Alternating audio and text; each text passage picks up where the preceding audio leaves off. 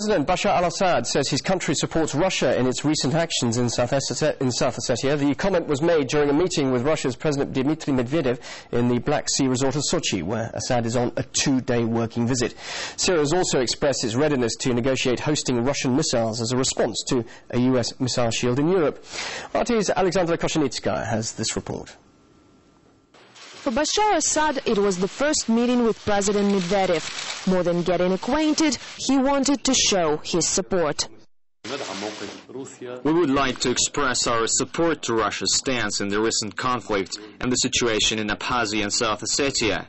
We understand what is behind Russia's position, and we understand Russia's military reaction to the developments. We believe this is a response to Georgia's provocation. We support Moscow in this and are against any attempts to blacken Russia. Ahead of the visit, there were reports Russia will deploy its missile systems in Syria.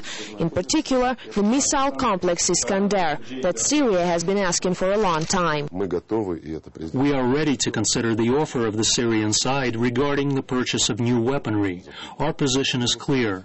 We are ready to deliver weapons to Syria that are used for defense only and that are not violating the strategic balance in the region. Many expected tit-for-tat response after the U.S. sealed a deal to deploy interceptors in Poland as a part of their missile defense system. Following NATO's criticism over Russia's actions in South Ossetia and threats to shut down the NATO-Russia Council, there came the news Russia might suspend its cooperation with NATO. Russia needs mutual cooperation no less than NATO does. Moreover, NATO is far more dependent on Russia's support in its operation in Afghanistan, which is where the fate of the North Atlantic Alliance is being actually decided. We are not going to slam the door on NATO. NATO could slam this door, though. Everything depends on NATO's priorities. If the priorities are absolutely supportive of Saakashvili's bankrupt regime to the detriment of partnership with Russia, then it's not our fault. Meanwhile, the withdrawal of the Russian troops from the conflict zone has already started.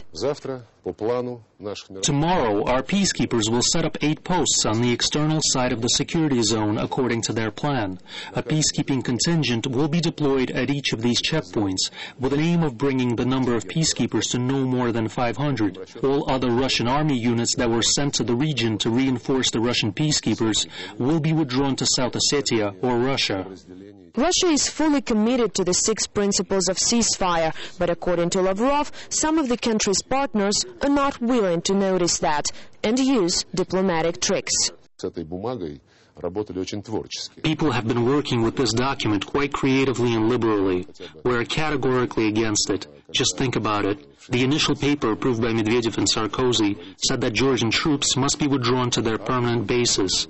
But in the UN resolution, they've tried to replace the word permanent with the expression their usual basis. But the word usual is not a legal term and can mean positions Georgia took prior to its assault on South Ossetia.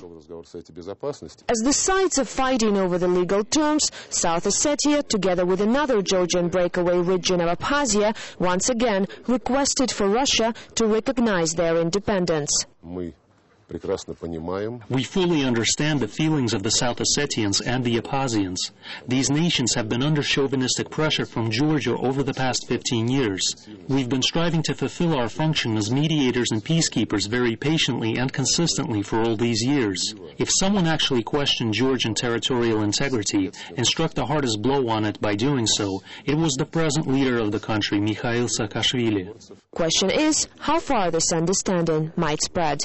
Already on Monday, the Russian parliament will consider a resolution on the crisis in South Ossetia and Abkhazia, and many expect them to speak in unison in favor of their independence. Alexandra Koshenitskaya.